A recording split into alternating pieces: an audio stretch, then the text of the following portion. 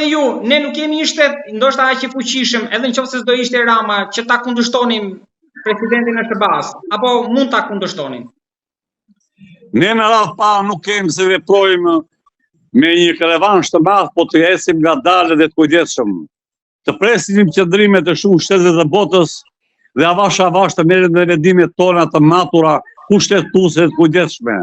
Sa ky vrapim i vrapim që flutron në ajër tregon se ka shkaqe të tjera për të mbuluar këtë dramë që bëri Shqipërisë ky njeri.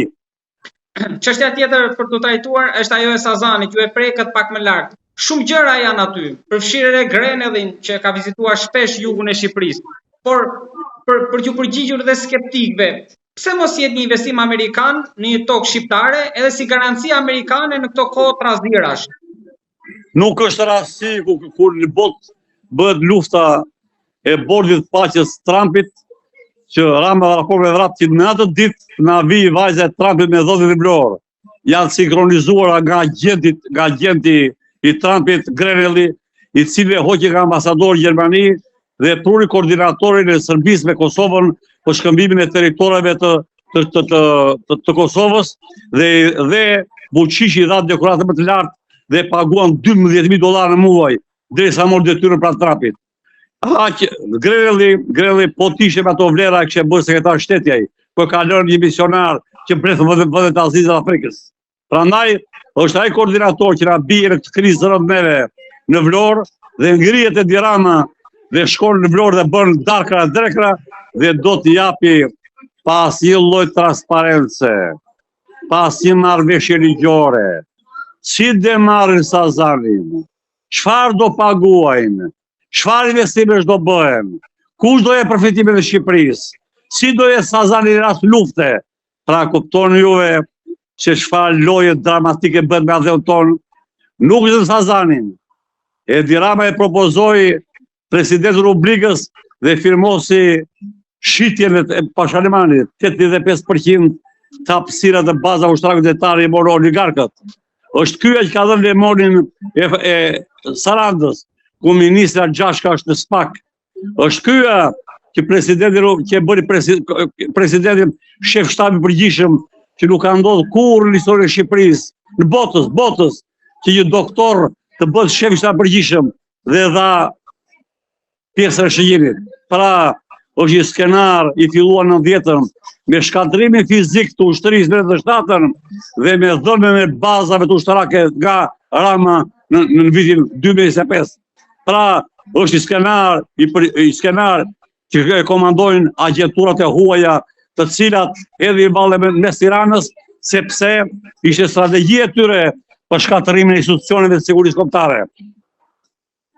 Zoti Lima, edhe diçka kam, po mundet edhe pak telefonin në qendër që t'ju shikoj tamam, por derisa ne nuk po investojmë në Sazan, është një ishu që është me therra atje. Një investim amerikan, a nuk është garanci edhe ushtarake që këtu nuk mund të futet dhe të prek më çdo kush?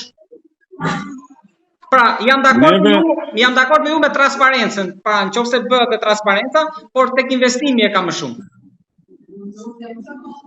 Përpara se të vendoset investimi dhe projekti do përcaktohet me marrëveshje ligjore deri në nivelet më të larta të drejtësisë, kush janë kushtet dhe përfitimet e Shqipërisë nga kjo dhënie e kësaj hapësire të ishullit Sazanit. Masë shikohet ligjërisht që është e drejtë dhe nuk i sjell pasoja të mbrojtjes, të sigurisë dhe të pasurisë kombëtare, atëherë bëhet marrëveshje e kushtëzuar dhe jo e dhënë si jep kya pas si lloj transparence. A kuptoni çfarë po bëhet? Si mund t'jap Sazanin tim pa ditur populli, adheu, ligji, që si dhe marrë kya këtë pasuri? Sa do e paguaj Shqipërisë? Kush jetë autoritetet e tija? Si do veprohet në situata krizash? Pa kuptoni çfarë po loje po bëhet? Të lutem, zoti Lima, edhe diçka, mes SBA-s dhe BE-s, kë duhet zgjedh Shqipëria? Si duhet luajë në këto momente? Shqipëria ka kushtetutën. Të zbatojë kushtetutën 1 me 1 dhe të lëvizë dhe veproj vetëm brenda interesave kombëtare të Shqipërisë dhe popullit shqiptar. Interesat e Shqipërisë dhe popullit shqiptar janë braktisur në mënyrën më të dhunshme. Populli shqiptar u braktis dhe shqiptarët braktisën dhe u të larguan, të tjerë të flasën me vete, i korini, vdis o pleqëri të shqetur Shqipërinë. Zoti Limaj, të falenderoj shumë edhe në emër të publikut, të jam shumë mirënjohës.